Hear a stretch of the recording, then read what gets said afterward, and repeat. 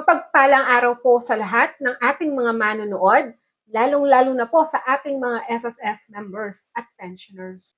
Kung bago ka pa lang sa aking channel, welcome po sa aking YouTube channel.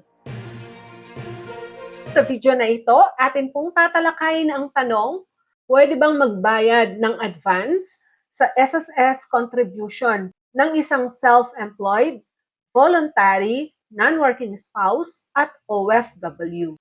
At para masagot ang tanong na ito, atin pong puntahan ang mismong SSS official website. Ano ba yung nilalaman ukol dito? Atin pong basahin. Self-employed and voluntary member, including non-working spouse and OFWs, can pay their contribution in advance, regardless of number of months or years. However, in case of changes in the SSS contribution rate or MSC that are approved and implemented in the interim period, those who paid in advance may incur underpayments or out of level ineffective payments. To ensure that their contributions are retained at their intended MSC level, affected members must settle the underpayment, otherwise their contribution would be posted at the applicable lower MSC level.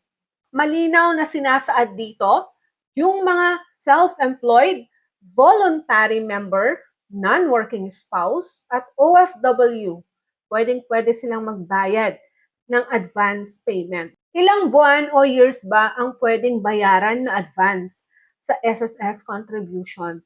So, base sa ating binasa, pwede po kahit ilang number of months o years. Kaya lang po kapag ang SSS ay nagpalit ng contribution rate, since nag-advance po kayo ng hulog, magiging underpayment po yung inyong nahulog since nga nag-advance kayo ng payment sa inyong SSS contribution.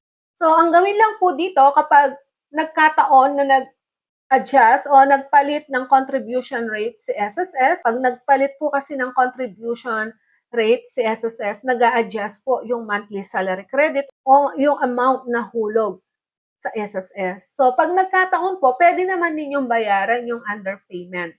Ang ibig sabihin, kung ano po yung naidagdag na rate ni SSS, idagdag lang po ninyo ito at bayaran sa SSS para hindi po siya maging underpayment.